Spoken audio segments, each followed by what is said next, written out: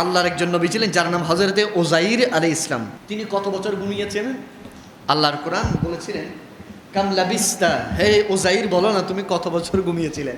উযাইর আলাইহিস সালাম ওনার দিকে তাকিয়ে বলতেছে, আল্লাহ আমি তো আসরের জোহরের সময় ঘুমিয়েছিলাম। আকাশের দিকে তাকাইছে, দেখছে যে সূর্য হেলে যাচ্ছে। তখন উযাইর আল্লাহকে বললেন, আল্লাহ আমি তো কিছু সময় ঘুমিয়েছিলাম। সুবহানাল্লাহ। উনি ঘুমিয়েছিলেন কোন টাইমে? জোহরের টাইমে। ক্লান্ত শরীর, ওই ফিলিস্তিনের পাহাড়ের পাদদেশে গাছের ছায়ার নিচে তুমি ঘুমিয়েছিলে।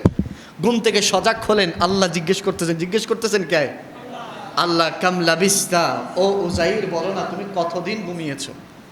তো উযাইরের যেহেতু জমিনের সাথে মাথা, চোখ খুললে কোথায় যাবে? আকাশের দিকে। আকাশে সূর্য আছে না নেই? উযাইর আলাইহিস সালাম ঘুমিয়েছেন জোহরের সময়। যখন চোখ খুলে দেখছে সূর্য হালকা ঢলে গিয়েছে, তখন উযাইর বলে যে আল্লাহ আমি তো কিছু সময় ঘুমিয়েছিলাম।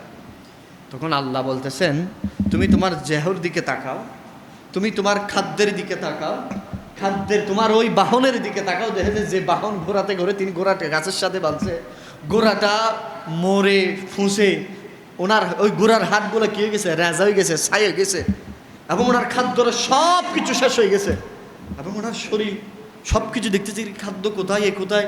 উনি যখন বাইতুল মুকাদ্দাসের দিকে দেখতেছে, কিরে বাদশাহ দাকিয়ানু যে বাইতুল মুকাদ্দাস জ্বালিয়ে দিচ্ছে, যে বাইতুল মুকাদ্দাস পুড়ে যাচ্ছে, সেজন্য আমি ফিলিস্তিন ছেড়ে চলে যাচ্ছি। আর সেই বাইতুল মুকাদ্দাস এত সুন্দর হয়ে গেছে। সুবহানাল্লাহ।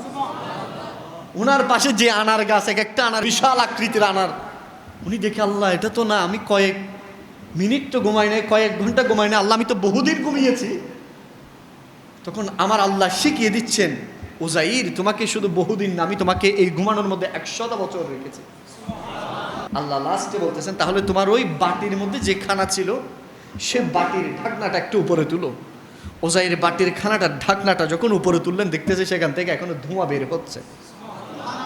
আমি বলতে চেয়েছিলাম এই উযাইর আলাইহিস সালামকে আল্লাহ এত কুদরতি নিদর্শন দেখিয়েছেন, আর ইহুদিরা উযাইর আলাইহিস সালামকে বেশি মহব্বত করতে গিয়ে আল্লাহর সন্তান বলেছে। কার সন্তান? আল্লাহর সন্তান। এখন উযাইর আলাইহিস সালামকে বেশি মহব্বত করার কারণে, আল্লাহর সন্তান বলার কারণে বলেন আল্লাহর নবী উযাইর আলাইহিস সালামকে খুশি হয়েছেন নাকি বেজার হয়েছেন?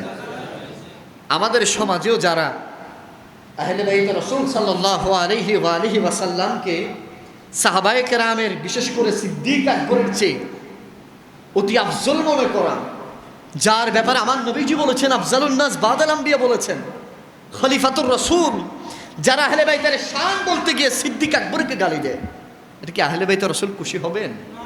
আরেকটু জোরে বলেন বাবা, খুশি হবেন?